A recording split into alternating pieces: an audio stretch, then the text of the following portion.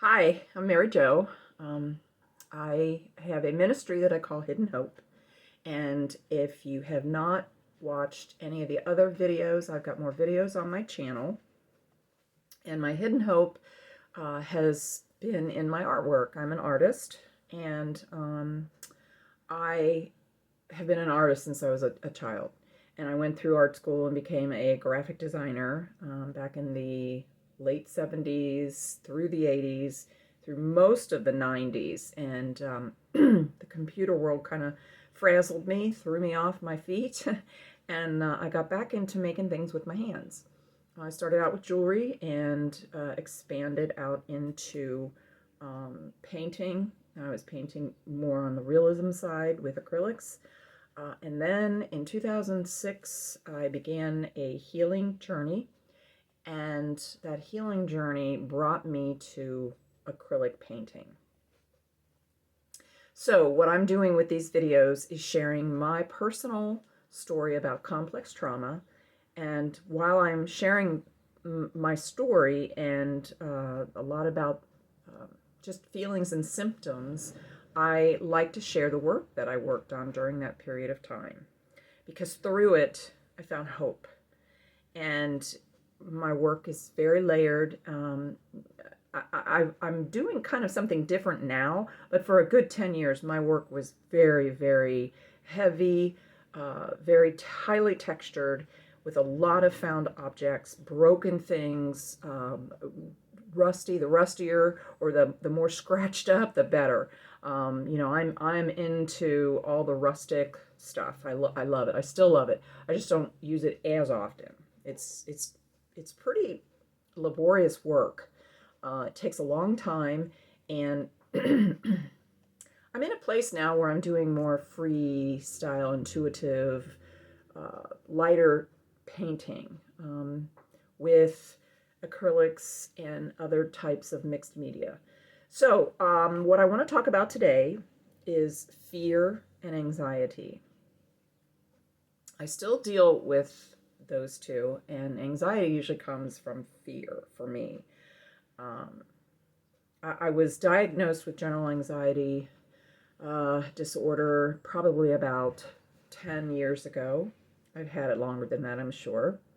I was diagnosed clinical depression, and I was diagnosed with ADHD, GERD, IBS, on and on.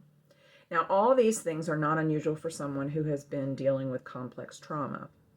They're real, they're physical symptoms. I do believe that a lot of it comes from my anxiety, and it's anxiety that I've never learned how to look at it in the proper light. It's always been through fear. When you are in the part of the brain that's in freak out mode, you tend to not think with any real sense.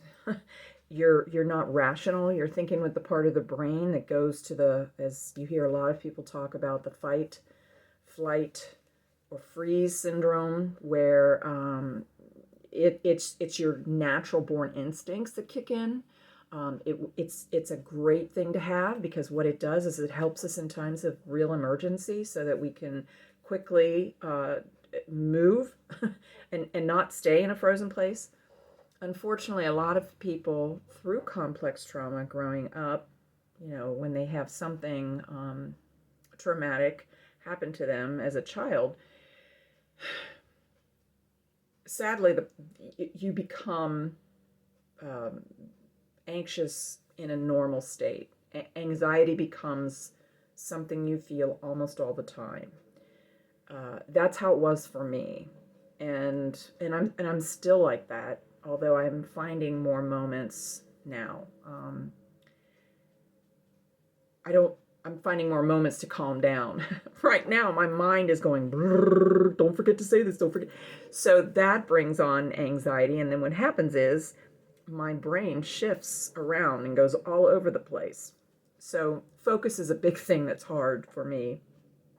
But I'm doing these videos in the natural, in the raw. I mean, I just want to talk. I don't want to have a script. I want you to know that this stuff is so real for me, and this is my story. And the biggest reason I'm doing this is I know that this is something God has been bringing me to for a long time. And this is the time. I've broken out and I'm doing this. And if this only helps one person, and I know people say that all the time, and a lot of times it's a pat answer, but it is so true. If this helps one person, that one person might help 5 others, and on and on. There's that ripple effect, and I believe in it. So, I was sexually molested as a child when I was about, I can't even remember. See, I remember instances, things that are the biggest in my mind are the things that caused me fear, caused me overreactive surprise when something came out of nowhere. Those are the things that I remember, things that caused my body to go into a state of being hyper, breathing, hyper vigilant, all those things. So when you learn that as a child, you begin to believe that's the way, that's just how life is. And this is how you have to handle everything that comes your way. So I am now in my 60s, and I'm tired of it, frankly. And I want to show people you don't have to get free from this only when you're young. You can get free from this at any time. And I'm not saying it's a magic pill or a silver bullet or anything like that. What I'm saying is this does not have to be your life, and you can find ways to cope. Painting was one of them for me. It helps you focus differently. It brings you, for me, it brings me tons of joy. I feel challenged. I get in the middle of a piece that I'm working on, or a project, or something. Usually I'm working on more than one. And what that does is that creates this process of, okay, I can only work on this for a while because I have to wait until this either dries or cures, or, sometimes it's a 24-hour thing. And so I want to move on to something else. So the pieces I want to share with you are early pieces that I worked on when I first started to come into contact with others who did abstract work and people who did highly textured work. And I was so mesmerized by it. This was one I saw where I saw a bunch of videos on YouTube, and someone took tin foil, regular old tin foil that you use in cooking, and they created a piece.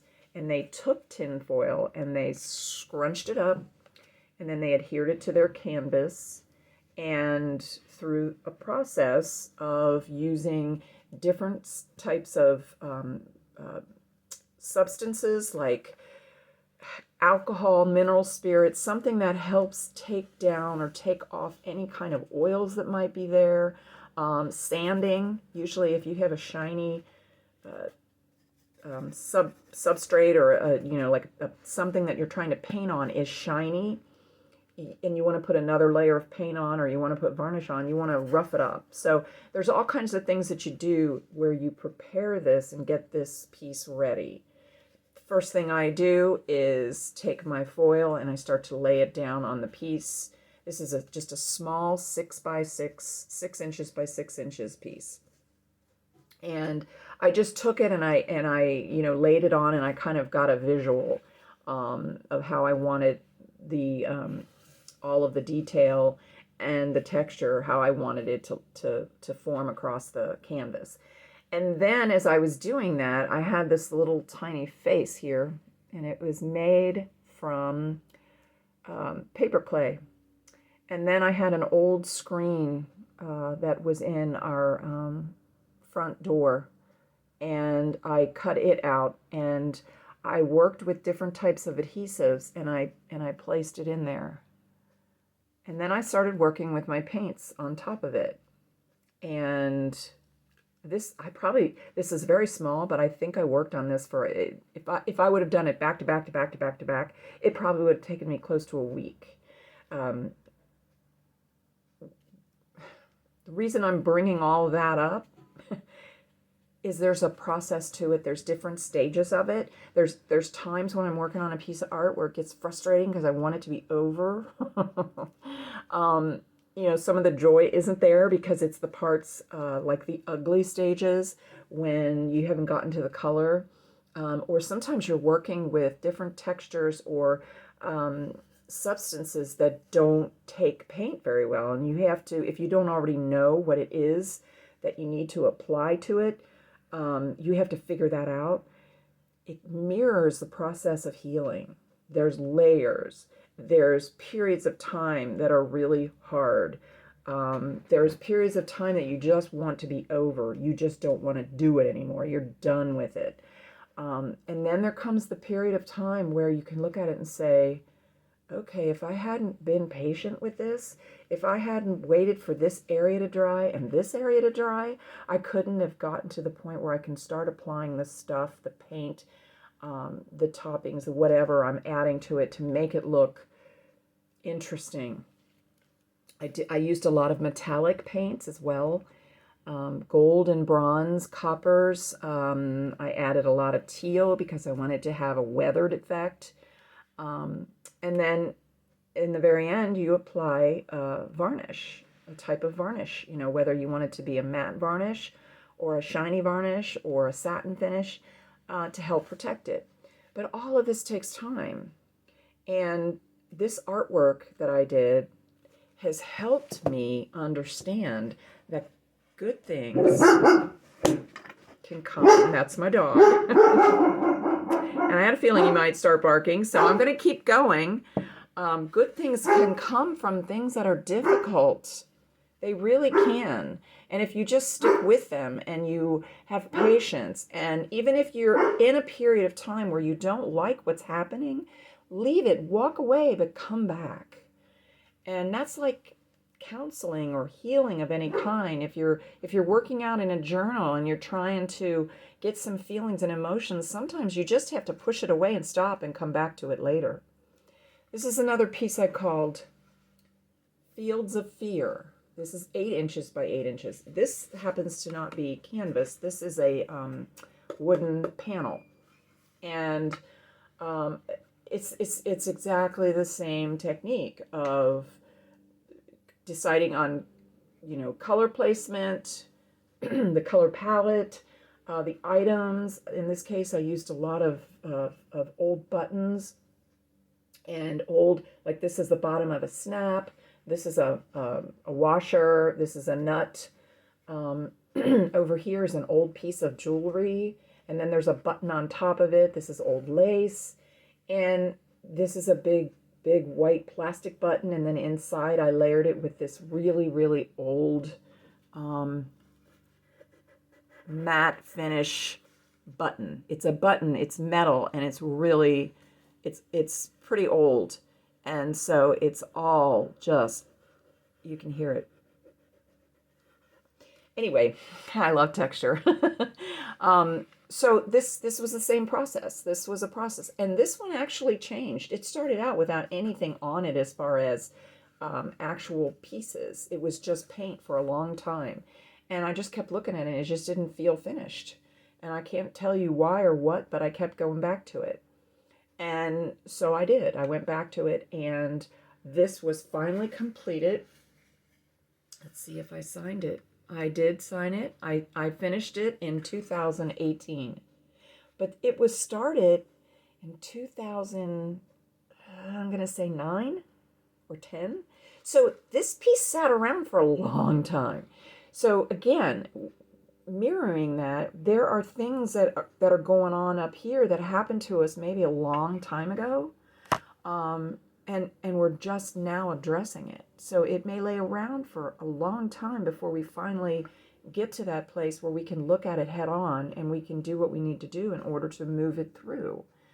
I had a memory, and I've talked about this memory many times with a myriad of people. I've talked to it about with counselors, with friends, in support groups. I've shared it with my husband, and the way I've always shared it, it's in truth, but I would always share it as you could almost hear it in my voice that I wasn't willing to let it go. And it's a memory I had when I was a little girl. The very first memory I have. I was probably about 3 or 4, and my mom was in a state of panic, and she was running around the house with me, holding me, because she was home alone with me, and she was scared. She was getting these calls, and this was back in the late 50s, so obscene phone calls were not just, the norm or something you would just hang up on and ignore. This person kept calling her enough that she got frantic and didn't know what to do. And so my memory of that is she's scared. My mom is scared, the person who's supposed to be taking care of me. She's running around the house in a frantic state. She didn't forget me because she grabbed me, but I felt like a rag doll. I remember that. It was like, she was holding me like this, and I'm out that way, and she's literally hanging on to me because she has to, because I'm her daughter, right? But there was never a time where I recall her, maybe she did it, but it didn't stand out enough, where she wanted me to know that it was going to be okay or that things were going to be fine. I honestly can say that I guess it just resolved itself because I think my grandfather came down, and I remember he had like a shotgun. He was from the old, he was from the 20s and the 30s. So, in his mind, his girl is getting these calls, and who knows if they're going to show up here. So he comes down, and honestly, literally, because I was so young, I don't know if there was more to the story than what I even remember. But I just know that there was this chaotic presence when I was so young, and my mom was handling it the best way she knew how, but it didn't give me any kind of feeling of calm or safety or peace or you're going to be fine. And then when it finally went away, I couldn't even begin to tell you how it was resolved and if it was resolved. I mean, I don't ever remember it coming up again. So that memory stuck with me. So my earliest memory is chaos, panic, anxiety, fear, just being flailed around, running around, because my mom ran out the back door and went to her neighbors and came back, and it was a horrendous scene in a 3 or 4-year-old's mind. So I would talk about that all the time and use that when I would talk to people about what it's like to have trauma in your life when you're young, and then a mother who didn't really ever deal with things or resolve things. But I don't think I ever looked at it or tried to look at it from the standpoint of, okay, first of all, this wasn't your fault. This wasn't normal. How should your mom have handled it? How would you have liked your mom to handle it? And then what I'm learning now through a series of talking with people, praying with people, having people help me just kind of, as I've got my eyes closed, imagine what was going on in my mind, and then imagining that Jesus was right there, because he was. Jesus is with us all the time. And what was he doing?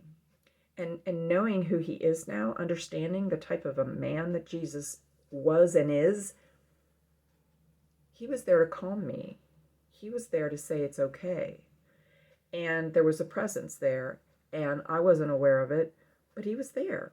The angels were there. There was a presence there, but it was being ignored by my mother. So there was probably other kinds of presence there.